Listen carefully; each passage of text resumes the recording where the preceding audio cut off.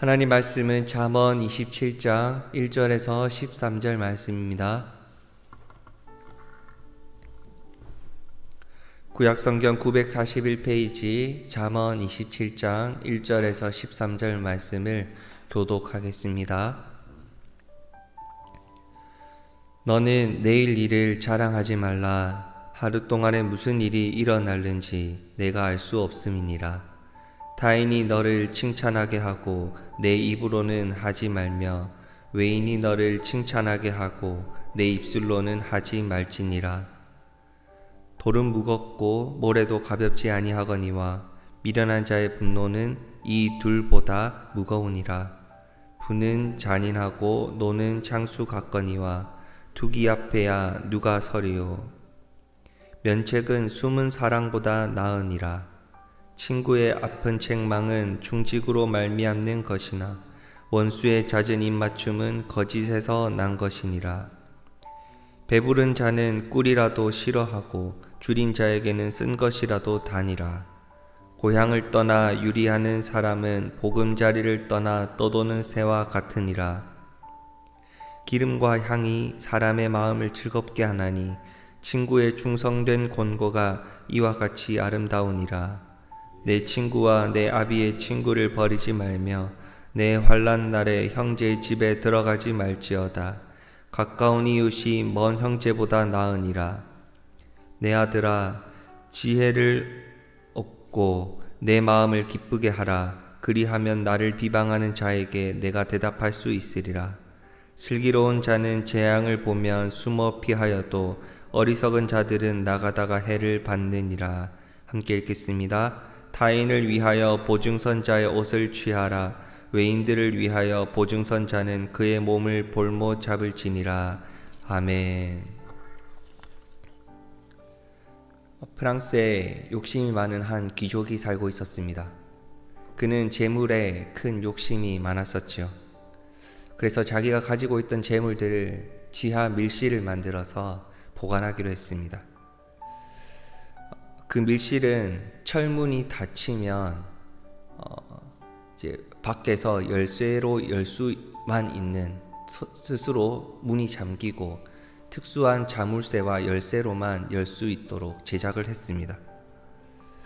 그래서 그 귀족은 조심해서 늘 자기가 모아누었던 이 재물을 확인하면서 즐겁게 살아왔고, 그 재물을 모을 때마다, 재물을 밀실에 집어넣을 때마다 늘 기뻐했었습니다. 여러 동안 이 수전노 귀족은 밀실에서 아무도 모르게 그 돈을 모아왔죠. 그리고 그 돈을 볼 때마다 참 행복감을 느끼게 되었습니다. 하루도, 그날도 이렇게 이제 밀실에 앉아서 그 돈을 바라보면서 너무나 기뻐하고 있었습니다. 그런데 정작 나가려고 하는데 문이 이제 열려야겠죠. 그런데 이제 문을 열 수가 없었습니다. 왜냐하면 열쇠를 밖에 두고 들어왔기 때문입니다. 그는 공포에 휩싸였습니다. 문은 이미 잠겨져 있었고 나갈 수도 없었고, 그 특수하게 밀실에 제작된 그 밀실이었기 때문에 이렇게 아무리 소리쳐도 밖에서 들리지도 않았습니다. 가족들은 자기 그 가족이 이렇게 이 귀족이 사라진 것을 알게 되었고, 주변에 계속해서 수소문하면서 이 귀족을 찾기 시작했습니다. 그런데 며칠이고 찾아도 그 사람의 그 가족을 찾지 못해서 가족들은 더 이상 포기를 했고, 누군가에게 유기되었구나, 결국 죽음을 맞이할 수밖에 없었구나 하고 시간은 흐르게 되었습니다. 그로부터 수개월이 지난 뒤에 이 귀족이 이렇게 유괴되어서 이렇게 죽었다, 찾지 못해서 죽었다라는 소식을 들었던 한 사람이 있었습니다. 바로 이 특수 자물쇠와 키를 만들었던 노인이었는데, 이 사람이 그 자물쇠를 만들고 키를 장착해서 실험을 했던 그 밀실이 생각이 났던 겁니다. 그래서 그 노인이 밀실을 찾아가서 자물쇠를 해결해서 문을 열었고, 문을 열고 들어가 보았을 때는 결국 그 돈다발 위에서 죽어 있었던 그 귀족을 발견하게 되었습니다. 만들어낸 이야기죠. 1절 말씀, 너는 내일 일을 자랑하지 말라. 하루 동안에 무슨 일이 일어날는지 내가 알 수 없음이니라. 사람은 앞으로의 일을 조금도 예측할 수도 없고 예상할 수도 없고 하나님만이 그 일을 아신다는 겁니다. 인간은 이렇게 한치 앞도 내다볼 수 없는 존재입니다. 무슨 일이 어떻게 일어날는지 확신할 수 없는 존재. 이것이 인간의 능력에 한계가 있다는 겁니다. 인간은 하나님이 아니기 때문입니다. 그러기에 그 한계를 아는 것, 그 부족함을 아는 것, 내 앞길을 하나님 앞에 온전히 맡겨드리는 삶이 바로 지혜로운 자입니다. 어리석은 사람은 자기가 무엇을 모르는지를 모르는 사람입니다. 어리석다. 내가 무엇이 부족한지, 내가 무엇을 모르는지 모르는 사람이 바로 어리석고 무식한 사람이죠. 반대로 지혜로운 자는 내가 무엇을 알아야 하는지, 내가 무엇이 부족한지를 잘 아는 사람입니다. 그리고 그 부족함을 알고 지혜의 근원이신 하나님 앞에 구할 수 있는 자가 지혜로운 자이죠. 그러니 지혜로운 자는 헛되게 자랑하기보다는 늘 겸손한 자로 살아갑니다. 스스로 드러내기보다는 자기를 감추고 내 안에 계신 하나님을 온전히 드러내는 삶을 살아고자 하죠.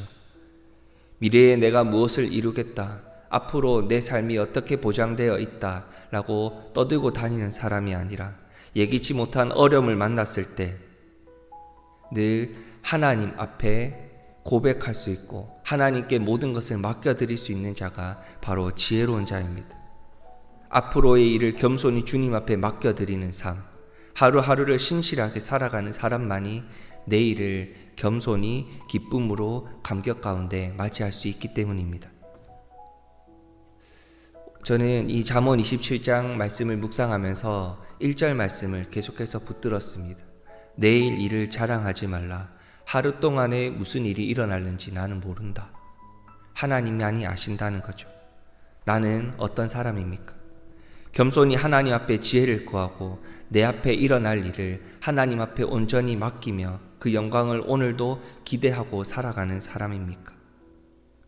정말로 교만한 삶이 아니라 앞으로의 일을 내 생각대로 내 계획대로 만들어 가겠다 자부하고 살아가는 사람이 아니라 언제나 오늘을 하나님 앞에 맡겨드리고 내일을 하나님 앞에 맡겨드리며 겸손히 기도하며 지혜를 구하며 살아갈 수 있는 귀한 하나님의 자녀가 되시기를 소망합니다.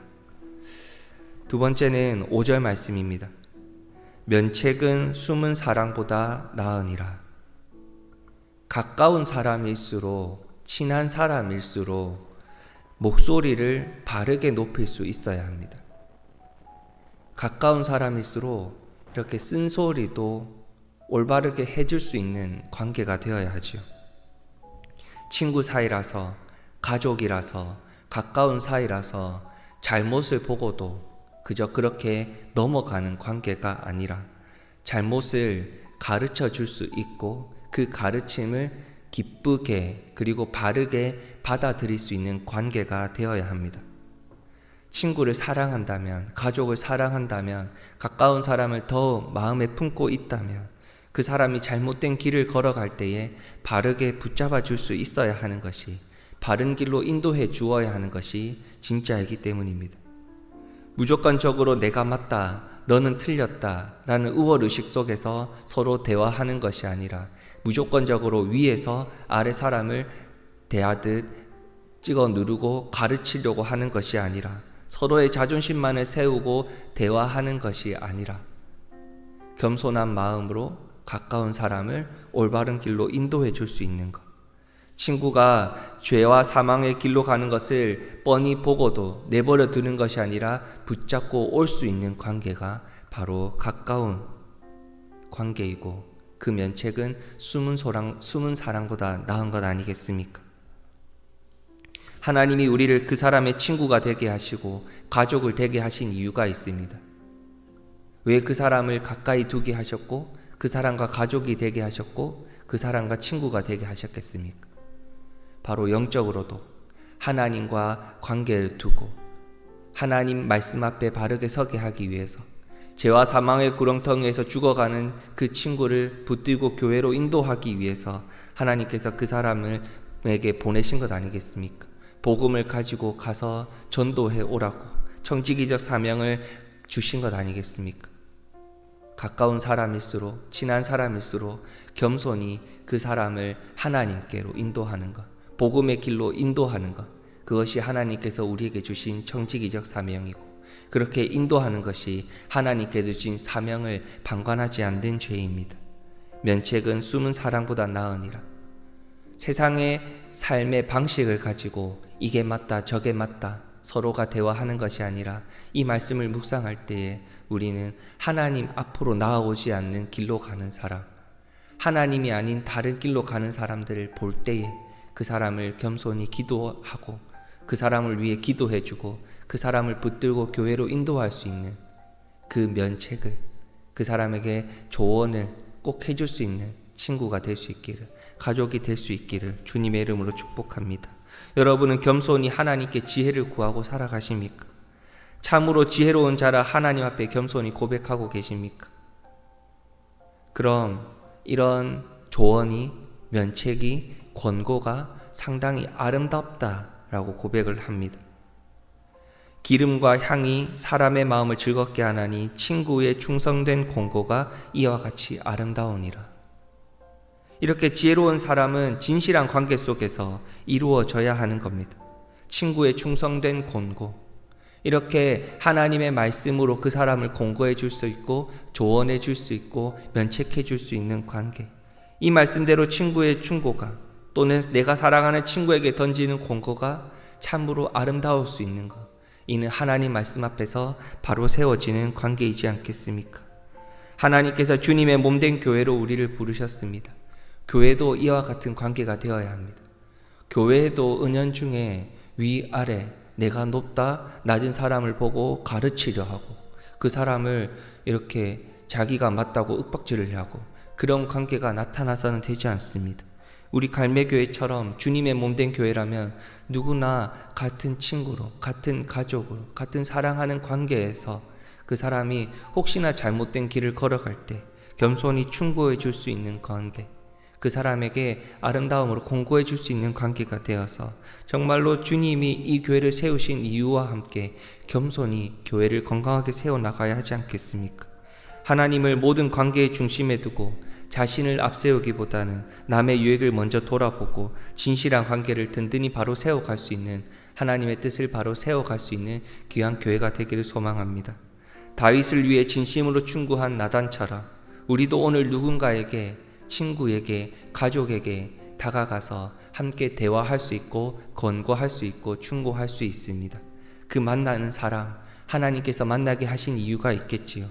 그 사람에게 겸손히 권고해 줄 수 있는 사람, 충고해 줄 수 있는 사람, 또는 주위 사람들과의 대화에서 오늘 우리가 겸손히 그 사람의 말을 들을 수 있는 관계가 되어서 정말로 부드러운 마음과 온유한 마음으로 서로의 공동체를 올바로 세워갈 수 있는 귀한 하루가 되기를 소망합니다. 그리하여 오늘 하루 하나님 앞에서 때로는 뼈아픈 충고를, 때로는 따뜻한 위로가 주고받아짐으로 하나님이 원하시고 바라시는 주님의 몸된 교회를 바로 세워갈 수 있기를 주님의 이름으로 축복합니다. 이 시간 기도하실 때에 우리의 삶을 두고 같이 한번 기도하겠습니다. 자기가 지금까지 세워왔던 업적에 도취되어서 어리석은 자랑과 교만의 악순환에 빠지지 않고 내가 앞으로 어떤 일을 하겠다 교만하게 하나님 앞에 고백하지 않기로 겸손한 지혜를 달라고 이 시간 기도합시다. 앞으로의 일들, 바로 앞으로의 일들은 다 하나님께서 아시고 하나님께서 계획하시고 인도하고 계십니다. 그 하나님의 인도하심 속에 오늘을 맡기고 내일을 맡길 수 있도록 겸손히 지혜를 달라고 같이 기도합시다. 이 시간 우리 교회 공동체를 마음에 품고 기도하겠습니다. 진리의 말씀, 선한 충고를 주고받으며 건강하고 하나님의 뜻이 바로 세워져 가는 귀한 교회가 될 수 있도록, 그렇게 주님의 뜻대로 교회를 세워감을 통해 영적으로 수적으로 부흥할 수 있도록 이 시간 같이 같은 마음으로 기도하겠습니다.